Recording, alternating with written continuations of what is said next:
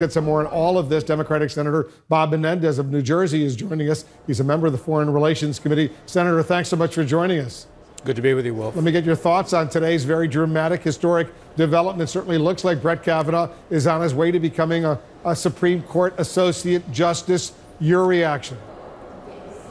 Well, it does look like that at this point, and I regret the decisions of some of my colleagues have made.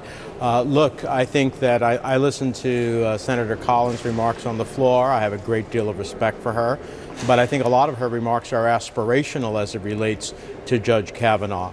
There's a difference, for example, as Judge Kavanaugh says that you should have respect for precedent. Respect doesn't mean that, in fact, you won't overturn precedent. In fact, the Supreme Court at different times has done exactly that.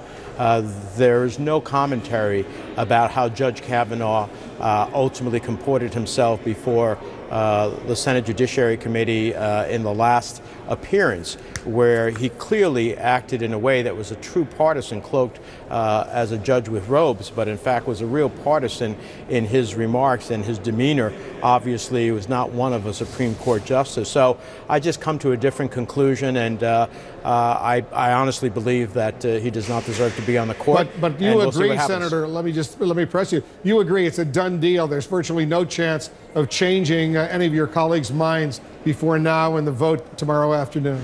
Look, I have seen things happen in the past, but right now I don't have that expectation based upon the announcements made by Senator Collins, Senator Flake, and others.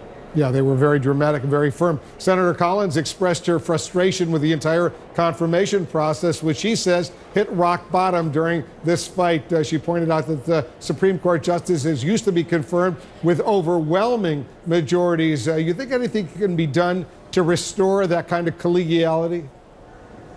Well, look, I think I have a different take on when this process hit rock bottom. It hit rock bottom when Republicans stole a Supreme Court seat that should have been a nomination by President Obama and kept it open for nearly a year. I think it hit rock bottom when they changed the standard for the vote from a filibustable 60-vote threshold to a 51-vote threshold. So I think that's when it hit rock bottom, and now as the result not only of that process, but obviously a judge who I believe is deeply flawed in terms of his candidacy for the Supreme Court. So I hope we can get to a better process moving forward. But the seeds of this, from my perspective, happened by the actions of Republicans, both in stopping Merrick Garland and then changing the rules about what a vote to approve a Supreme Court justice would take. But don't you think Harry Reid and your fellow Democrats deserve some of the blame for that? Because years ago, when Harry Reid was the majority leader in the Senate, he moved to do away with that 60-vote margin, the filibuster for various positions. And then Mitch McConnell, the new majority leader, said, you know what, we're going to do away with that position. We're going to deal with the nuclear option, as it's called, for Supreme Court justices as well. Well, first of all, Harry Reid preserved the 60-vote threshold for Supreme Court justices. But he did away with it for others, so he set a precedent by dealing with that. No, there's not a precedent. The precedent would have been, from my perspective, Wolf, if he would have changed the vote for a Supreme Court justice, then there'd be nothing to complain about. He understood the gravity of what it is to have a Supreme Court nominee. He could have changed the vote then, and we would have had Merrick Garland on the court instead of the last nominee. So the reality is that while he did it for lower courts, because we had unprecedented obstruction by the minority at the time, he preserved it for the Supreme Court. Well, let me ask you this: was it a mistake, with hindsight, to go ahead and deal and do that nuclear option for other federal judges' confirmation? I think it would have been an enormous mistake if, in fact, Harry Reid, then as the majority leader, would have eliminated the 60-vote threshold for Supreme Court nominees. I'm asking about the other federal, like courts of appeals, federal district court judge. You see how? Because I asked the question because the president right now, he's getting a lot of his judicial appointments confirmed to be federal judges, either at the appellate level or the district court level, and he simply needs a simple majority.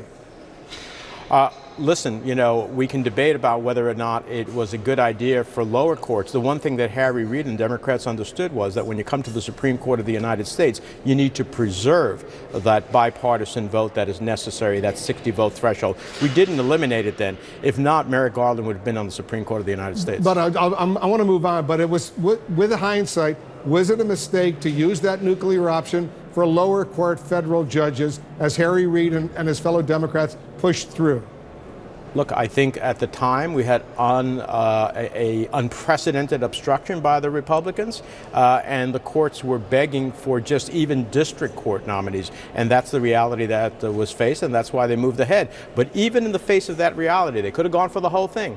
They didn't. They purposely preserved the 60-vote threshold for the Supreme Court. Yeah, but I know a lot of your fellow Democrats have pointed out to me and to others that did set a precedent. It made it easier for Mitch McConnell later to move one step further and include Supreme Court nominees as well. I know you don't want to get into that, but let's move on to some of these other sensitive issues. Senator, did Judge Kavanaugh say anything in that Wall Street Journal op-ed that he published yesterday to convince you he will be an impartial Associate Justice of the U.S. Supreme Court?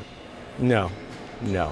I think that's a confirmation conversion. The reality is he showed me who he was when he was before the Senate Judiciary Committee after Dr. Ford testified. He showed me to be a partisan. He said what goes around comes around.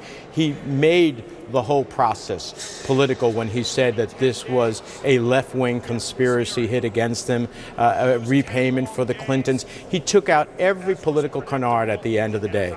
And his temperament, in addition to that, in questioning members of the Senate Judiciary Committee who were asking him legitimate questions based upon the allegations that were brought, he made it political at the end of the day. He doesn't show me anything by what he wrote afterwards that changes my mind.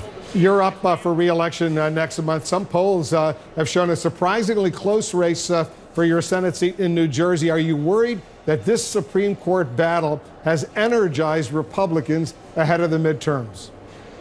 No, look, when it comes to the court, I take a principled view. I actually voted against Judge Kavanaugh when he was nominated for the D.C. Court of Appeals. I think that was the right decision then. Voting against him tomorrow on this one for the Supreme Court is verified from my view based on the decisions he's made on the D.C. Court on civil rights, voting rights, reproductive rights, on immigrant rights, and I'll let the New Jerseyans decide on that. As a matter of fact, I think New Jerseyans will stand with me on their view on Judge Kavanaugh. Some Republicans, including the president's son, Donald Trump Jr., have accused Democrats of already plotting to take steps to impeach Judge Kavanaugh if they win majorities in Congress. What's your response? Look, I think the only thing that we're focused on is saying to the American people, the race for Congress on the House and the Senate, the consequences could never be more significant. The stakes have never been higher. There's no checks and balance on this administration. They have it all. Let's first have a check and balance on an administration that I believe poses risk both at home and abroad in the decisions they make. Senator Menendez, thanks so much for joining us. Good to be with you, Will.